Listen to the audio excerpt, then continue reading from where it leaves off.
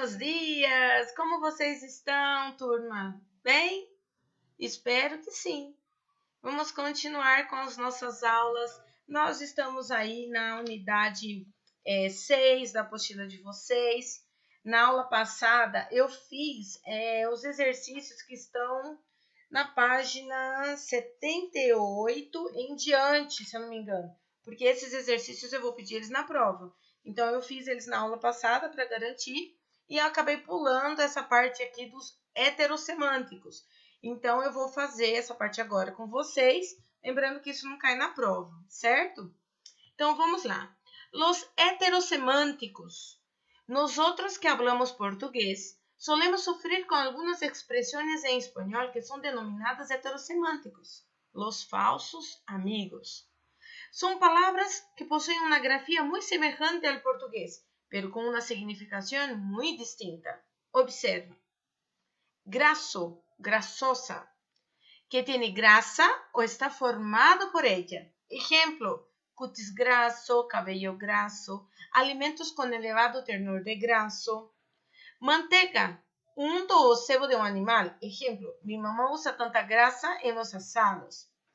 Aceite o sustancia utilizada como lubricante. Ejemplo, Luis, no te olvides de lavarte las manos, te has manchado la grasa de la bici. Mugre o suciedad de la ropa. Ejemplo, mamá, ¿qué puedo hacer? Esta grasa no la quita ningún jabón. Engrasar, manchar o pringar con grasa. Ejemplo, engrasarse las manos. Untar ciertas partes de una máquina con aceites u otras sustancias lubrificantes para disminuir el rozamiento. Ejemplo, la máquina de coser deberá ser aceitada o engrasada com certa assiduidade. E aqui ao lado, né? Sí, me parece exquisito, pero sabes que estou a dieta e não puedo comer alimentos com muita grasa. Quando quieres expressar de algo que te hace reír, puedes utilizar a expressão gracioso, ou chistoso, divertido, jocoso. Então, o que eu acabei de ler, né? O que é tudo isso, né? O que você fez, Alessandra? Calma, é muito simples. Eu resolvi ler toda a parte para vocês entenderem o que a gente vai ver, agora eu vou explicar. Nós, quando falamos de heterossemânticos, nós estamos falando de termos, de expressões, né, que são semelhantes ou iguais à escrita, à grafia do nosso português, mas o significado é totalmente distinto, não tem nada a ver. Quando a gente fala que a grafia, né, ou a escrita é semelhante ou igual, é porque, em alguns casos, ao ler, o som fica igual. Em outros, a escrita e o som é exatamente igual. Então, tanto um caso quanto o outro são considerados no espanhol como heterossemânticos. Então, aí, nesse quadro ao lado, graço, né, e engraçar, nós vimos duas palavras que o som é semelhante, porém o significado não tem nada a ver entre o português e o espanhol. E por isso eles são considerados como falsos amigos. Aqui do lado, nós temos uma bem interessante. Exquisito, em espanhol, é delicioso, saboroso. Normalmente, nós usamos exquisito para se referir a alimentos, para se referir a pratos, né, feitos já, combinados. Então, há coisas que são saborosas. Já esquisito em português não tem nada a ver. Então, a falta de conhecimento do uso desses heterossemânticos pode causar um sentido absurdo ou totalmente fora do contexto. Então, nessa lição, vocês vão aprender várias palavras. Vocês vão ter contato com várias palavras, eu diria a maioria delas muito utilizadas, para que isso não aconteça. Esse conteúdo dos heterossemânticos, turma, eles são tão importantes porque, considerando, né, como falsos amigos, nas técnicas de interpretação de texto em espanhol, uma das etapas é a identificação de falsos amigos. Justamente porque, pensando aí, não sei, no Enem, né? O Enem, o texto é em espanhol e as perguntas são em português, certo?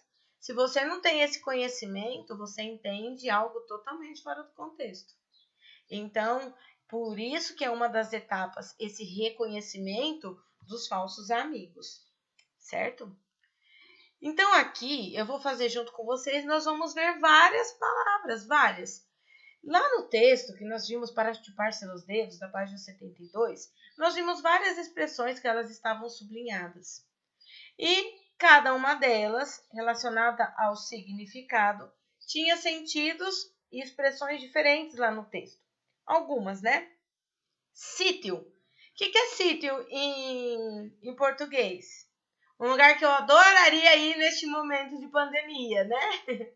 Em espanhol, sítio é um lugar, mas é um lugar, não é o sítio que nós pensamos, um lugar aconchegante, afastado do centro da cidade, né? Não, é um lugar onde eu posso encontrar algo, por exemplo, sítio eu uso muito para a direção de sites da internet. Quando você quer passar um lugar lá na internet, a pessoa vai fazer pesquisa, vocês, né? Entra lá, é www, tal, não sei o que, né? Em espanhol, você usaria sítio para essa situação, tá? Então, é um lugar, né? O sinônimo, vamos dizer, o significado, mas é aplicado de forma específica nesse sentido que eu acabei de passar para você. Salsa é um estilo musical, né?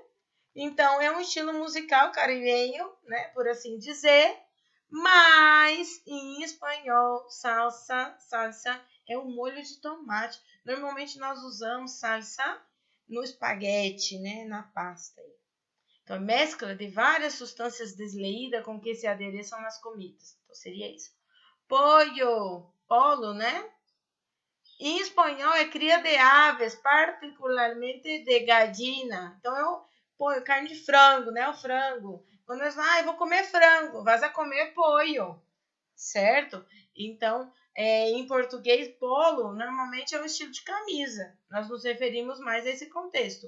Então, prenda de vestir parecida a um jersey com cuello aberto. Seria a definição da camiseta polo do nosso português. Em espanhol seria essa.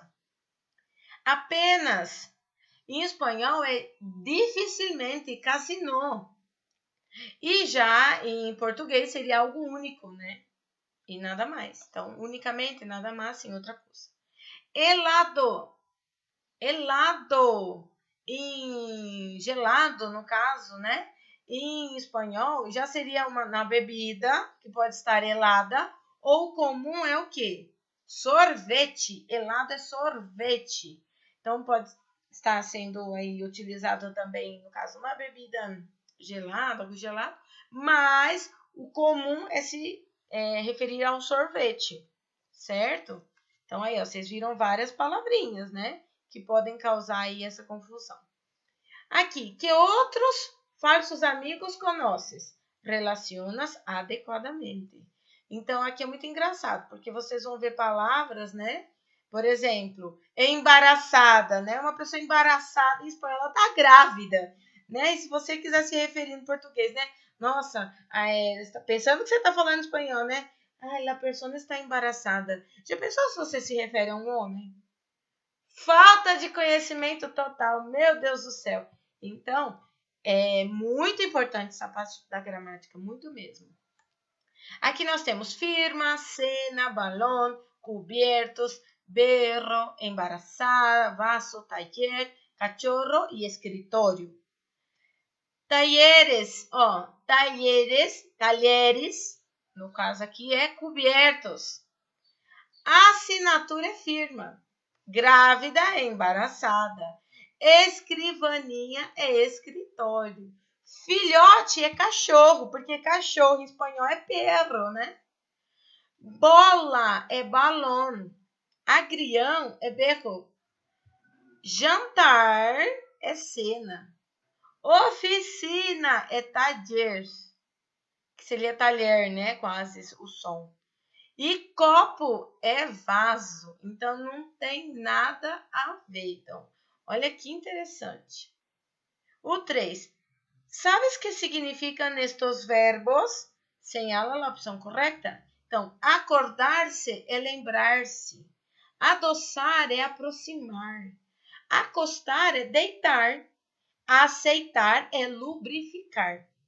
Pegar é colar. Despertar é acordar. Comover é abalar. Abonar é adubar. Borrar é apagar. E tirar é jogar fora. Então, interessante. É até uma matéria muito gostosa de se aprender, porque são coisas que nós usamos aí com frequência, com muita frequência, tá? Agora aí já descendo, ó, te toca a ti, falsos amigos en el cajón desastre. La expresión cajón desastre indica um conjunto de coisas diversas e desordenadas. Então, aqui, ciruela é igual a ameixa. Essa palavra foi utilizada aí em algum contexto. Por isso que ela está aí em destaque, certo? Não está aqui nas páginas, deve estar em outro contexto. Depois, na página seguinte, na página 77, o exercício lá em cima, né? 1, 2, 3, seriam exercícios para se fazer oral, né? Não tem como fazermos. Então, nós vamos ler o quadrinho que está do lado, que fala assim, ó. Ideias para começar a narrativa. Algumas ideias para você iniciar uma narrativa, uma escrita. Então, um dia estava na finca de meu abuelo e, quando eu era niño, a mim me gostava. Em minhas próximas vacaciones, vou a... E assim por diante. Então, apenas algumas sugestões de como iniciar um contexto, pensando que poderíamos utilizar essas falas para responder as questões aí em sala, em grupo, certo? Agora aqui abaixo, produzindo na resenha, nós vamos ver aqui alguns aspectos importantes para a escrita. Então, como eu posso fazer para escrever? Quais são os passos que eu posso seguir para conseguir, né, escrever ou até mesmo analisar um texto? Então, aí diz assim: que produtos culturales, livros, revistas, reportajes, documentales, películas tratam de problema de la seguridad alimenticia? Haz uma pequena investigação e apunta o que has descoberto. Então, aqui, pessoal, seria uma atividade para pesquisa. Pesquisaríamos vários tipos de texto, levaríamos os textos para a sala de aula, formaríamos grupos e depois de ter feito isso, desmembraríamos o nosso texto, a nossa pesquisa, nessas 4 partes. Infelizmente, ou felizmente, né? Esse tipo de atividade não tem como ser feita. Se eu passar para vocês fazerem sozinhos, seria bem complexo. E nesse momento em que estamos vivendo, que eu entendo, né, que vocês estão sobrecarregados, passar uma pesquisa complexa dessa para vocês seria muito difícil. Então, o que eu vou fazer? Não vou deixar de dar o conteúdo. Eu vou explicar para vocês essa parte, mas nós não vamos fazer investigação, nós não vamos fazer pesquisa, não vamos escrever textos. Nesse momento, não. Combinado? Mas fiquem tranquilos que eu tenho tudo isso que às vezes não está dando para a gente fazer em mente. E podem ter certeza que no próximo ano, já com as aulas, vamos dizer assim, com a volta às aulas normais aí que eu espero, né? Eu vou levar tudo isso em conta e nós vamos estar trabalhando, certo? Porque daí na sala vocês têm como me mostrar o texto de vocês, eu tenho como orientar, como dar sugestões, ajudar vocês a identificarem as frases que vocês estão escrevendo mais em português do que em espanhol. Então fiquem tranquilos que eu tenho tudo isso em mente. Então vocês não estão perdendo nada, jamais prejudicaria vocês em algum aspecto relacionado à parte didática. Confia em mim, certo? Então, diz assim, ó. Seleciona um destes produtos culturais e escreva na resenha. Então, primeiro aspecto que nós costumamos analisar, né? O objetivo. Qual é o objetivo?